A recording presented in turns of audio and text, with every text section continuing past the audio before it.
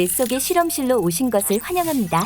저는 인공지능 과학 커뮤니케이터 서비스입니다. 서비스? 그럼 혹시 뭔가 참신하고 재미있는 사고 실험 없을까? 처리 중입니다. 혹시 슈레딩거의 고양이를 아시나요? 고양이를 상자 안에 넣고 죽었나 살았나 관찰하는 실험? 대충은 알아. 그렇다면 상자에 넣은 고양이를 관찰하는 관찰자를 상자에 넣어보자 라고 하는 실험은 들어보셨나요? 처음 들어보는데.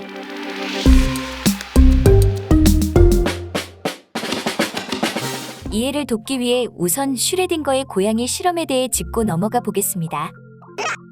양자역학이 이제 막 대두되었던 시기, 다수의 학자는 미시세계에서 전자는 입자이기도 하고 파동이기도 한 중첩 상태에 있다.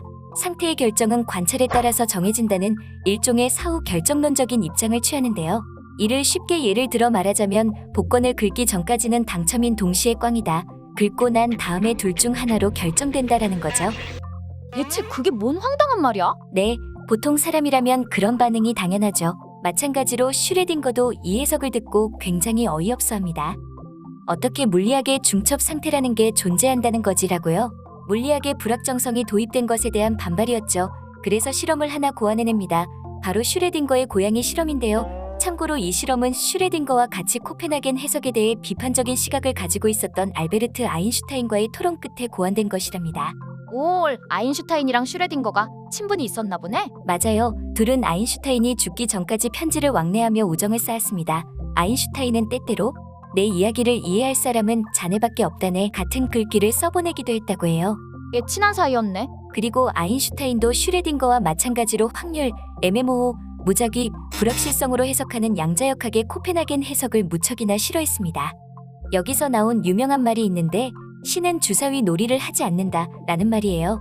세상은 우연과 확률로 이루어져 있지도 않고 그렇게 해석할 수도 없다는 의미로 아인슈타인이 자주 쓰던 말이라고 합니다. 들어봤어. 그게 여기서 나온 말이었구나. 본론으로 돌아와 이 둘이 고안한 슈레딩거의 고양이 실험에 대해 간단히 설명하자면 상자 안에 들어있는 고양이가 1시간 뒤 50%의 확률로 살아남을 수 있고 나머지 50%의 확률로 죽습니다. 양자역학의 해석에 따르자면 상자를 열어 고양이를 확인해보기 전까지는 이 고양이의 상태를 살아있으면서도 동시에 죽어있는 중첩 상태라고 규정한다는 것입니다. 말도 안 돼. 살아있으면서 동시에 죽어있다고? 누가 들어도 말이 안 되는 이야기죠. 슈레딩거는 이 실험으로 양자역학의 비상식적인 면을 꼬집으려고 했던 것인데요. 여기서 재미있는 사실은 슈레딩거가 양자역학을 비꼬려고 만든 이 실험에 대해 양자역학자들이 바로 그거야. 양자역학 이론에 대한 완벽한 예를 들어줬군이라고 환호하며 이 실험을 홀랑 들고 가버렸습니다. 그래서 후에 이 실험은 본 의도와는 달리 양자역학을 설명하는 대표격 실험으로 널리 알려지게 되었습니다. 슈레딩거 반응은 어땠어? 열 좀 받았겠는데. 당연히 슈레딩거는 이 점이 몹시 마음에 들지 않았습니다. 내가 이런 것에 일조했다는 것이 유감스럽다라는 말을 했다고도 하네요. 그랬구나. 속 좀 쓰렸겠어. 그런데 여기서 끝이 아닙니다. 이 슈레딩거의 고양이를 이용해 양자역학의 역설 중 하나를 보여주는 사고 실험을 시도한 물리학자가 있습니다. 바로 유진 위그너 들어보셨나요?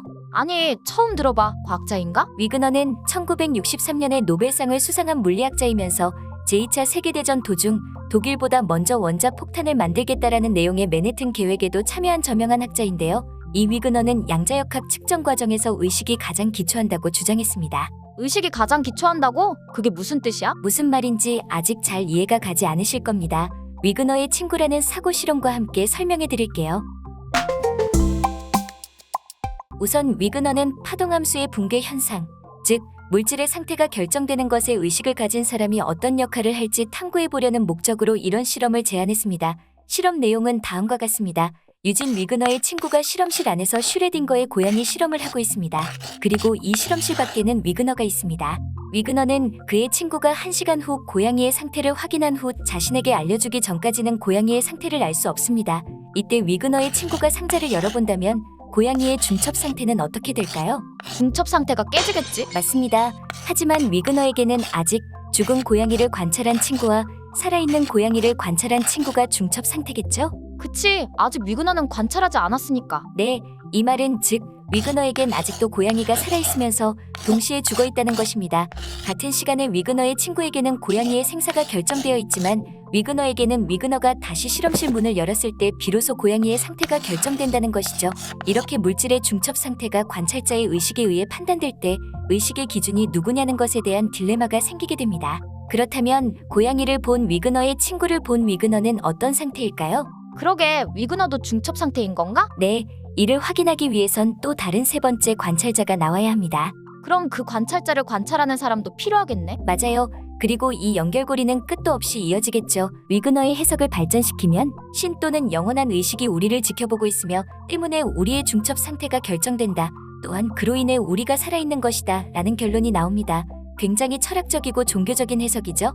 실제로 위그너는 말년에 종교와 과학의 합의를 추구했다고 하네요. 자, 오늘의 사고 실험 얘기는 어떠셨나요? 뭔가 알쏭달쏭한 기분인데. 당연해요. 아직 양자역학은 풀어나가야 할 문제들이 아주 많답니다. 부디 오늘의 주제가 재미있으셨다면 좋겠네요. 그럼 다음에는 또 다른 흥미롭고 신기한 이야기를 알려드릴게요.